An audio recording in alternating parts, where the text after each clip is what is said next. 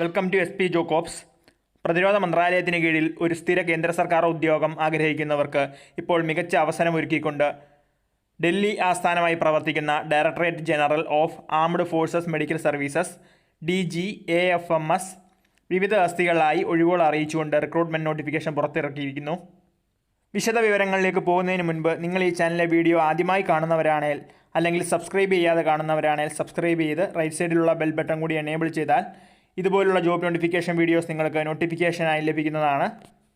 Advertisement number 33082-DR-2020/DGAFMS/DG-2B. Online registration തുടങ്ങിയത് 7 ജനുവരി 2025. Online അപേക്ഷ സ്വീകരിക്കുന്ന അവസാന തീയതി 6 ഫെബ്രുവരി 2025. വിവിധ ഗ്രൂപ്പ് സി തസ്തികകളിലായി 113 ഒഴിവുകളാണ് റിപ്പോർട്ട് ചെയ്തിരിക്കുന്നത്. നിയമനം കിട്ടുന്നവർക്ക് DGAFMSൻ്റെ ഏതെങ്കിലും യൂണിറ്റ് അല്ലെങ്കിൽ ഡിപ്പോകളിലായിരിക്കും പോസ്റ്റിംഗ് ലഭിക്കുന്നത്. നമുക്കിനി ഒഴിവുകളെപ്പറ്റി കൂടുതൽ നോക്കാം. അക്കൗണ്ടൻറ്റ് ലെവൽ 5 ആണ്. Starting basic pay 29,200. ഒരു വേക്കൻസിയാണ് റിപ്പോർട്ട് ചെയ്തിരിക്കുന്നത്. അത് OBCക്കുള്ളതാണ്. സ്റ്റെനോഗ്രാഫർ ഗ്രേഡ് 2 ലെവൽ 4 വരുന്നതാണ്. 25,500 ഇതിൻ്റെ സ്റ്റാർട്ടിംഗ് ബേസിക് പേ. ഒരു വേക്കൻസിയാണ് പറഞ്ഞിരിക്കുന്നത്. അത് EWSനുള്ളതാണ്. അടുത്തത് ലോവർ ഡിവിഷൻ ക്ലർക്ക് ലെവൽ 2 വരുന്നതാണ്. 19,900 ഇതിൻ്റെ സ്റ്റാർട്ടിംഗ് ബേസിക് പേ. 11 വേക്കൻസിയാണ് റിപ്പോർട്ട് ചെയ്തിരിക്കുന്നത്. SC 3, OBC 4, EWS 4 എന്നിങ്ങനെയാണ്. അടുത്തത് സ്റ്റോർ കീപ്പറാണ്. ലെവൽ 2 വരുന്നതാണ്. ഇതിൻ്റെയും സ്റ്റാർട്ടിംഗ് ബേസിക് പേ 19,900 24 വേക്കൻസികളാണ് റിപ്പോർട്ട് ചെയ്തിരിക്കുന്നത്. SC 4, ST 3, OBC 11, EWS 6 അങ്ങനെ ടോട്ടൽ 24 വേക്കൻസി. അടുത്തത് photographer level 2 19,900 starting basic pay. ഒരു വേക്കൻസിയാണുള്ളത്. അത് OBCക്കാണ്. അടുത്തത് ഫയർമാൻ ലെവൽ 2 വരുന്നതാണ്. 19,900 ഇതിൻ്റെ സ്റ്റാർട്ടിംഗ് ബേസിക് പേ. 5 വേക്കൻസികളാണ് റിപ്പോർട്ട് ചെയ്തിരിക്കുന്നത്. SC 1, ST 1, OBC 1, EWS 2 എന്നിങ്ങനെയാണ്. അടുത്തത് കുക്ക് ലെവൽ 2 വരുന്നതാണ്. 19,900 ഇതിൻ്റെ സ്റ്റാർട്ടിംഗ് ബേസിക് പേ.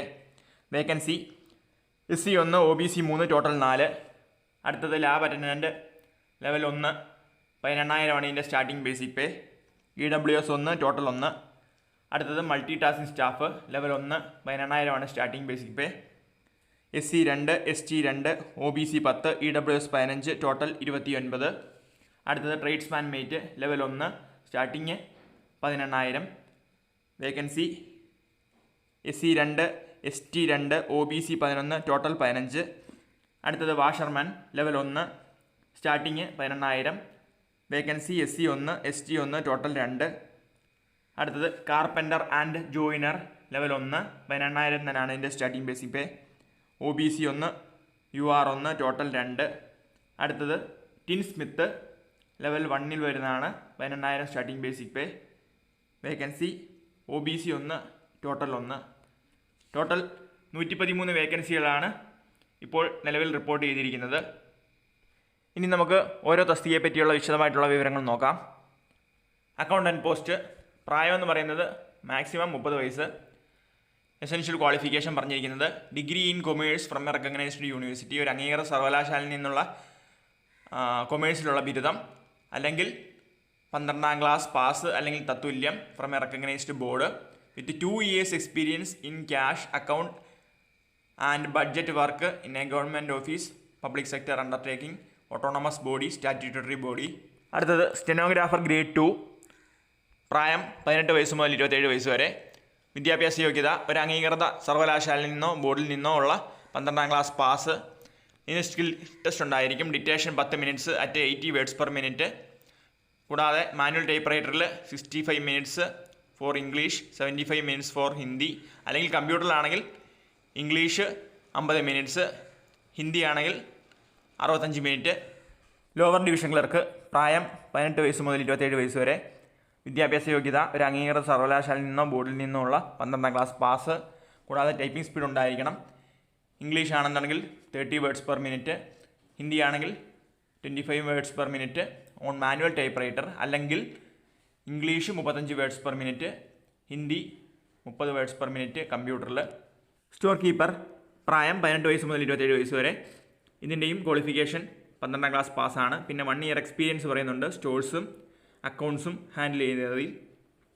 അടുത്തത് ഫോട്ടോഗ്രാഫർ പ്രായം 18 വയസ്സ് മുതൽ 27 വയസ്സ് വരെ. എസെൻഷ്യൽ ക്വാളിഫിക്കേഷൻ 12ാം ക്ലാസ് പാസ് അല്ലെങ്കിൽ തത്തുല്യം. കൂടാതെ diploma in photography. Disable qualification ആയിട്ട് പറഞ്ഞിരിക്കുന്നത് 3 ഇയേഴ്സ് എക്സ്പീരിയൻസ് ഇൻ ഫോട്ടോഗ്രാഫി. കൂടാതെ art and technique of photography, knowledge of laboratory processing work. അടുത്തത് ഫയർമാൻ 18 വയസ്സ് മുതൽ 25 വയസ്സ് വരെ. 10ാം ക്ലാസ്സാണ് ഇതിൻ്റെ അടിസ്ഥാന യോഗ്യതയായിട്ട് പറഞ്ഞിരിക്കുന്നത്. കൂടാതെ ശാരീരിക യോഗ്യത നോട്ടിഫിക്കേഷനിൽ പറഞ്ഞിട്ടുണ്ട്. ഇതെല്ലാം ഉണ്ടാവുന്നവർ അപ്ലൈ ചെയ്യാൻ പറ്റുന്നതാണ്. അടുത്തത് കുക്ക് 18 വയസ്സ് മുതൽ 25 വയസ്സ് വരെ. Matriculation pass. കൂടാതെ പ്രാവീണ്യം ഉണ്ടായിരിക്കണം ഈ ട്രേഡിൽ. അടുത്തത് ലാബ് അറ്റൻഡൻറ്റ് 18 വയസ്സ് മുതൽ 27 വയസ്സ് വരെ. 10ാം ക്ലാസ് പാസ് അല്ലെങ്കിൽ തത്തുല്യം with science as one of the subject.